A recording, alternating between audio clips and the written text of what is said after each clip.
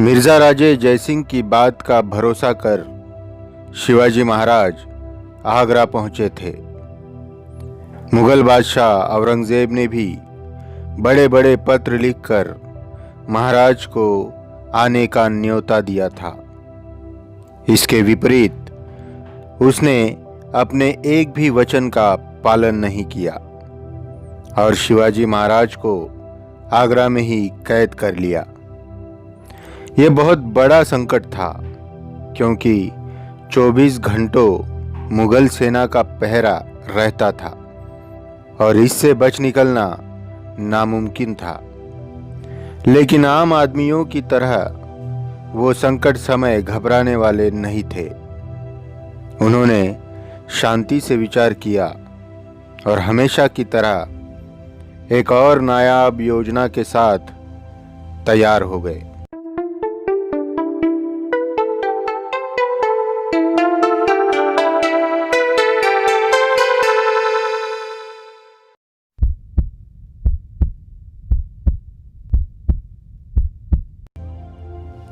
सबसे पहले महाराज ने राम सिंह को अपनी जमानत वापस लेने के लिए कहा। औरंगजेब ने भी इसकी मान्यता दे दी क्योंकि महाराज अब खुद औरंगजेब के ही कैद में थे।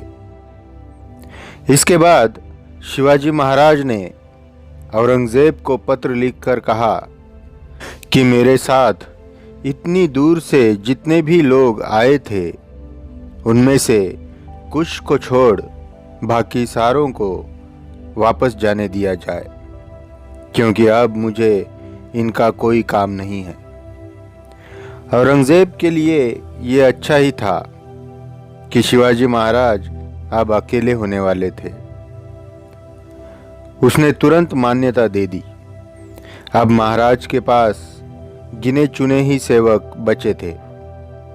इसके बाद महाराज ने बीमार पड़ने का नाटक शुरू किया। वो दिन भर बिस्तर पर सोए रहते और हकीमों की दवाइयाँ खाते। पहरेदारों को भी ये बार बार बताया जाता कि महाराज बीमार है, अतः उन्हें तकलीफ ना पहुँचे। बढ़ते बढ़ते खबर औरंगजेब तक भी गई। जल्दी ठीक होने के लिए महाराज ने साधु संतों, ब्राह्मण और बड़े बड़े उमरावों को मेवा मिठाइयाँ बांटने की इच्छा जाहिर की।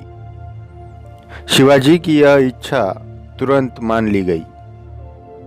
अब महाराज नियमित रूप से बड़े बड़े पिटारों में आगरा के साधु संतों को मिठाइयाँ भेजने लगे। शुरू में तो इन पिटारों की कड़क जांच हुआ करती थी, लेकिन बाद में यह रोज का काम हो जाने की वजह से पहरेदार ज्यादा ध्यान नहीं देने लगे। महाराज को इसी मौके का इंतजार था। शिवाजी महाराज ने 19 अगस्त 1666 का दिन तय किया। महाराज के सेवकों ने हकीम से दवाई लेकर आने का बहाना करके पहरेदारों को बताया कि महाराज की तबीयत नाजुक है, इसलिए उन्हें कोई ना उठाए। बस ये कहकर सेवक चले गए। हमेशा की तरह पिटारे आए, लेकिन आज मिठाई की जगह शिवाजी महाराज और संभाजी महाराज पिटारे में सोकर कैद से बाहर चले गए। ये पिटारे आगरा की उत्तर में एक अमराई में जाकर रुके और वहां महाराज और संभाजी दोनों पिटारे से बाहर आए। यहाँ से शिवाजी महाराज एक नज़दीकी गांव में गए जहां उनका सेवक नीराजी रावजी घोड़ा लेकर तैयार ही था। यहीं पर महाराज ने साधु संतों का भेष बदला और सब ने मथुरा की तरफ प्रयाण किया। औरंगजेब अपना पीछा करते हुए दक्षिण की ओर बढ़ेगा, इसलिए महाराज ने उत्तर की ओर प्रस्थान किया। इधर छावनी में शिवाजी महाराज की जगह हीरोजी फर्जंद सोया हुआ था।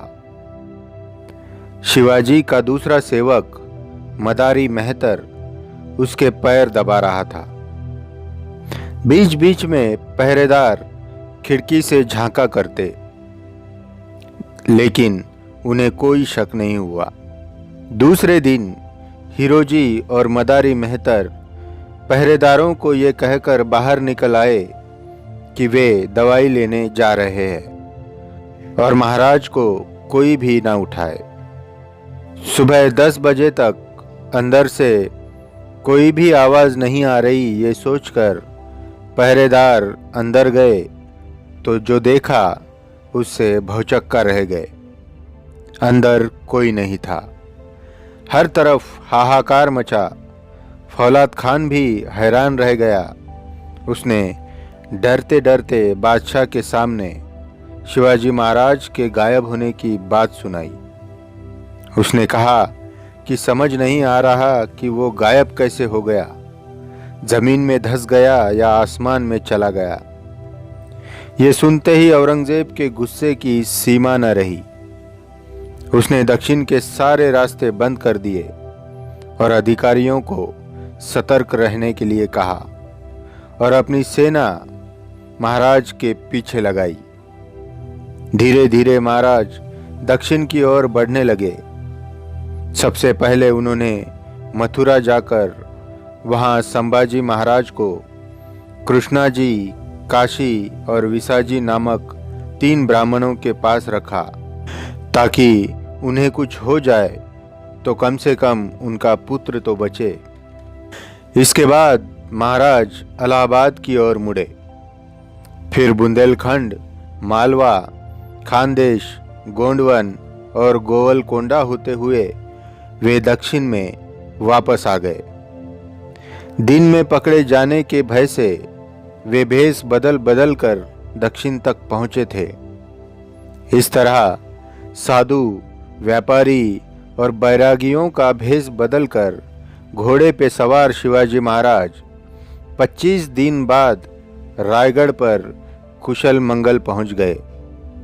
उनके आने से उनकी माता और समस्त महाराष्ट्र को कितनी खुशी हुई होगी, ये सोच के परे है। शिवाजी महाराज ने आते ही ये जाहिर कर दिया कि संभाजी महाराज आते आते रास्ते में मारे गए। इसकी वजह ये थी कि संभाजी के पीछे औरंगजेब की सैन्य ना लगे। उसे मरा हुआ मानकर वो संभाजी को भूल जाए। महाराज के पीछे पीछे 20 नवंबर 1666 को कृष्णाजी विश्वासराव के साथ संभाजी महाराज भी रायगढ़ पहुंच ही गए। दोस्तों, वीडियो पसंद आए तो लाइक करें, शेयर करें और सब्सक्राइब करके उत्साह ज़रूर बढ़ाएं। धन्यवाद।